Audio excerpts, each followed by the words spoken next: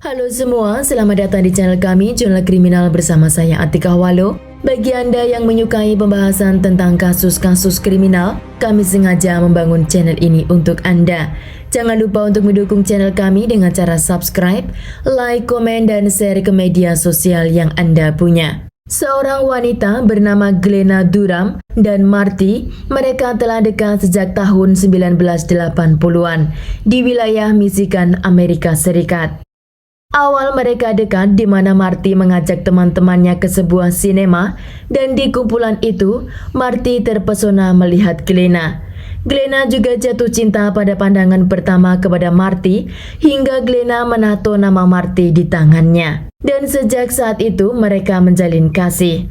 Namun tidak lama kemudian, Marty yang memiliki hobi berburu dan memancing dengan sepupunya yang bernama Scott iseng untuk menanyakan tentang hubungannya dengan Glenna. Dan saat itu, Marty menjawab jika dia telah putus. Namun Marty tidak menjelaskan apa alasannya. Dari situ kehidupan Glenna dan Marty memiliki jalan yang berbeda, di mana Glenna akhirnya menikah dengan seorang pria bernama Bob, yang dimana dia 5 tahun lebih tua darinya, dan Bob adalah teman dekat keluarga Glenna. Sedang Marty bertemu dengan seorang wanita bernama Christina, dan Marty juga menikahi kekasihnya ini pada tahun 1991, yang dimana Christina melahirkan anak pertamanya pada usianya yang ke-17 tahun. Dan setelah itu, Christina dan Marty memiliki 2 orang anak lagi. Begitu juga dengan Glenna telah bahagia dengan suami dan anak-anaknya. Marty dan Christina rumah tangganya terjadi masalah yang dimana Christina tidak menyukai apa yang dilakukan oleh Marty, yang dimana dia hanya memiliki hobi berburu dan memancing dan tidak mau bekerja untuk membutuhi kebutuhan keluarganya. Setelah beberapa kali Christina memintanya untuk berubah, Marty kini mencari pekerjaan dan dia diterima di sebuah perusahaan. 10 hari setelah Marty kerja di tempat tersebut, pada tanggal 16 Februari pada tahun 1995, ketika Marty pulang kerja, dia mengalami kecelakaan mobil yang parah. Marty dinyatakan koma dalam beberapa minggu, namun Marty akhirnya terbangun, walaupun dia harus kehilangan sebagian besar ingatannya. Bahkan saat Marty terbangun, dia tidak tahu jika dia telah menikah dan memiliki 3 orang anak. Namun dia ingat kepada sepupunya yang sering menghabiskan waktu dengannya berburu dan memancing. Menurut Scott, saat Marty terbangun dan melihat istri juga ketiga anaknya, dia menanyakan kepadanya apa benar jika mereka adalah istri juga anak-anaknya. Christina sangat sedih melihat keadaan Marty yang tidak mengingat dirinya. Dan untuk penyembuhannya, Marty harus menjalani terapi yang panjang, kurang lebihnya 1,5 tahun. Dan setelah menjalani terapi, Marty bisa berjalan dan makan sendiri. Marty setelah kecelakaan itu, dia berubah menjadi orang yang temperamen dan juga mengontrol segalanya. Christina merasa jika suaminya bukanlah suami yang dia kenal dulu. Ketidaknyamanan juga situasi di keluarga tersebut membuat Christina menggugat cerai suaminya. Setelah perceraiannya, Marty mengambil uang asuransi kecelakaan untuk dia membeli rumah barunya. Di rumah barunya, Marty tinggal bersama kedua anaknya dan seekor burung kakak tua yang diberi nama Bud. Beberapa waktu kemudian, Marty bertemu kembali dengan Glenna, yang dimana ternyata Glenna juga telah bercerai dengan suaminya. Setelah pertemuannya itu, Marty dan Glenna menjalin hubungan lebih dekat. Menurut adik Glenna, kakaknya selama menikah dengan Bob, dia masih sering menceritakan tentang cintanya yang belum tuntas kepada Marty. Dan Glenna juga berharap jika dia masih bisa bertemu dengan Marty. Anak-anak Glenna tinggal bersama mantan suaminya, dan karena itu, Glenna setelah dekat lagi dengan Marty, mereka memutuskan untuk tinggal bersama di rumah Marty. Glenna dan Marty menjalankan hobinya seperti dulu, berburu dan memancing bersama, hingga akhirnya pada bulan Februari pada tahun 2005, mereka memutuskan untuk menikah. Setelah menikah, Marty kondisi badannya menurun dan butuh perawatan khusus. Menurut keluarga Marty, Glenna menjaga sangat baik kebutuhan Marty, dari obat, farmasi, dan kunjungannya ke dokter.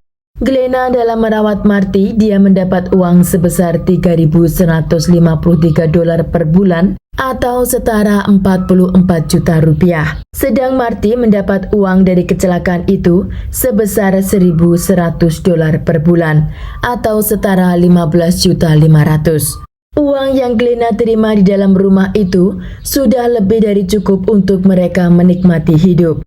Marty ketika sedang krisis, dia menjadi orang yang sangat agresif dan mengontrol segalanya yang Glenna lakukan. Bahkan Marty akan mengatur baju apa yang harus Glenna pakai dan bagaimana dia harus mengikat rambutnya. Namun Glenna tidak mempermasalahkan semua itu karena Glenna mengatakan jika dia masih ingin menjaga Marty dan mendampinginya dalam proses penyembuhan.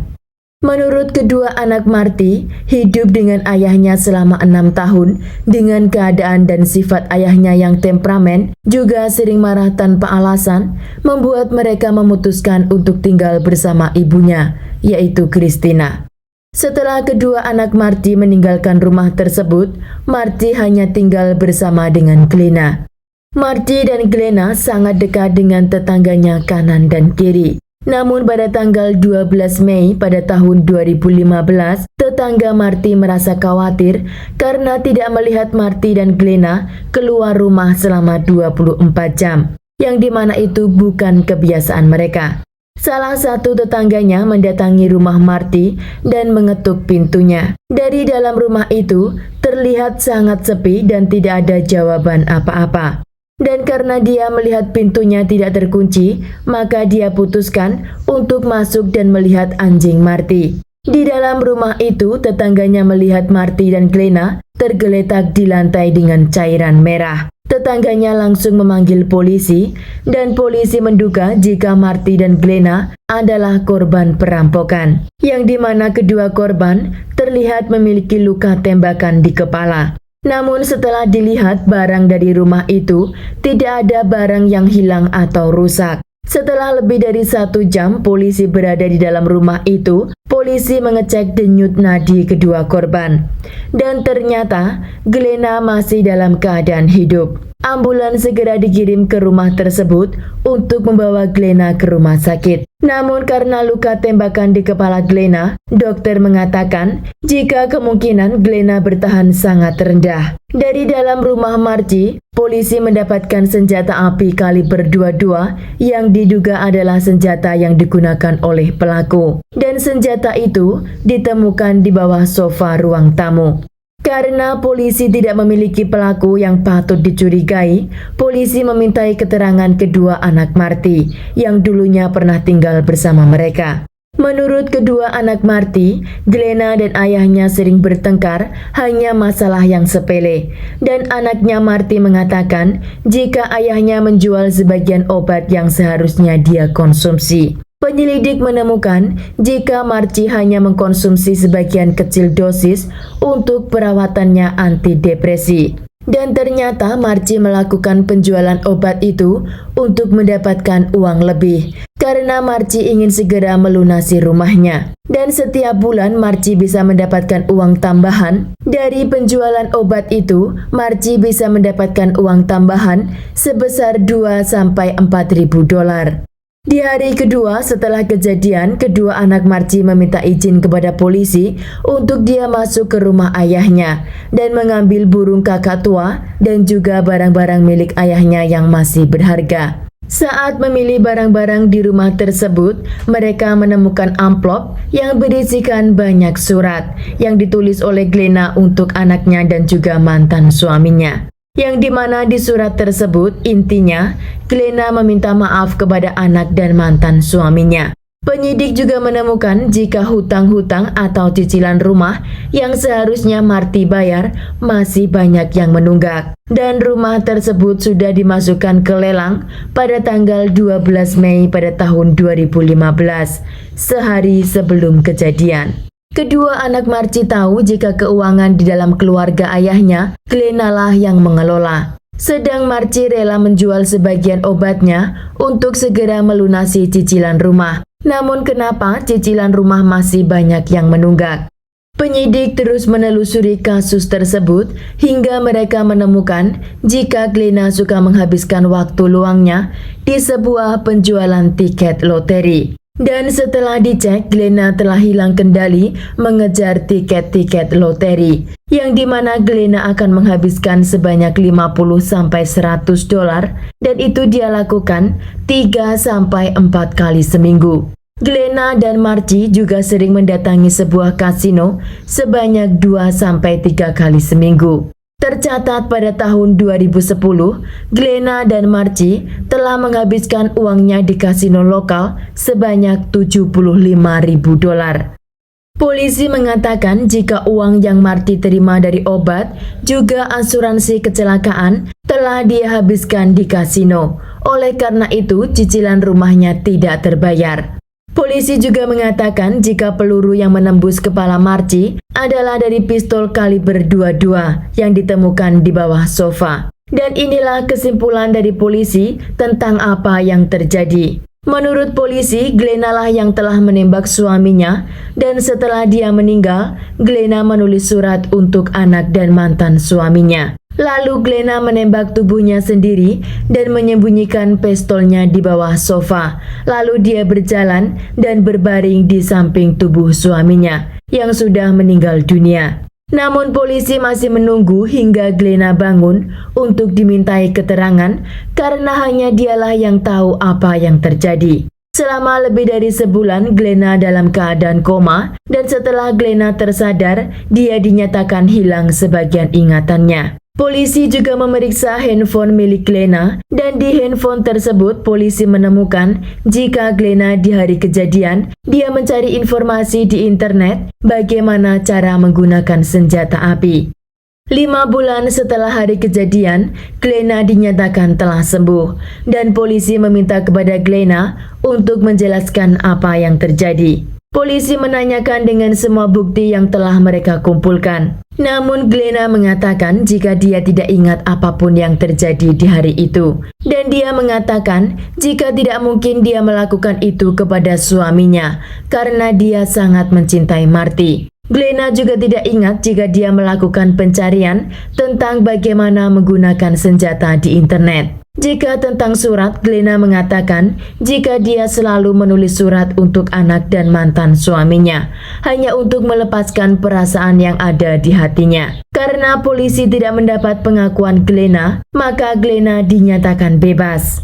Hingga beberapa waktu kemudian, keluarga Marty meminta kepada polisi untuk memberikan keadilan atas apa yang terjadi. 7 bulan setelah kejadian, kasus itu dibuka lagi. Penyidik dihubungi oleh keluarga Marty dengan mengatakan jika burung kakak tua milik Marty sering menirukan suara Marty dan burung itu selalu mengucapkan kata-kata yang sama setiap hari. Yang diduga itu adalah kata-kata Marty sebelum dia meninggal. Kata-kata yang diucapkan oleh burung itu, karena ada kata-kata yang tidak pantas saya ucapkan, maka saya taruh teksnya di layar. Saat di pengadilan, hakim tidak mau memanggil burung untuk dijadikan saksi, karena dalam kasus tidak pernah itu terjadi. Tetapi karena pers dan media menunggangi kasus tersebut, investigasi harus mengumpulkan bukti yang lebih solid. Mereka kini menemukan DNA Glenna di pistol kaliber 22. Namun polisi memiliki keraguan jika Glenna adalah pelakunya. Seperti contoh, pistol itu hanya berisikan 6 peluru dan di tempat kejadian terdapat 8 peluru yang terpakai. Dan jika Glenna mengisi ulang peluru tersebut, namun di peluru tidak terdapat DNA Glenna. Pada tanggal 24 Juni pada tahun 2016, Glenna dinyatakan bersalah dengan dakwaan pembunuhan kepada suaminya. Namun dalam persidangan itu masih banyak yang diragukan. Seperti halnya bagaimana mungkin Glenna telah menembak suaminya 2 kali, lalu dia menembak dirinya sendiri juga sebanyak 2 kali di bagian kepala. Lalu dia menyembunyikan pistolnya di bawah sofa dan dia masih bisa berjalan untuk berbaring di samping tubuh suaminya. Namun keraguan polisi ini dijawab oleh dokter yang menangani Glenna di rumah sakit. Menurut dokter, Glenna menembak kepalanya sendiri tidak sampai mengenai saraf yang fatal, maka dengan begitu dia masih bisa berjalan. Polisi menyimpulkan jika Glenna melakukan semua itu supaya Marci tidak mengetahui jika rumahnya masih menunggak dan sudah dimasukkan ke lelang, karena uangnya telah dihabiskan untuk membeli tiket loteri. Salah satu saksi mengatakan jika Glenna selalu berharap jika suaminya bisa meninggal segera. Dari keputusan hakim, Glenna dijatuhi hukuman seumur hidup tanpa kemungkinan pembebasan bersyarat. Sekian kasus hari ini, jangan lupa tinggalkan like dan komen. Jika Anda tidak keberatan, klik tombol subscribe untuk mendukung channel kami. Terima kasih saya ucapkan kepada Anda para subscribers. Sekian, sampai jumpa di kasus berikutnya.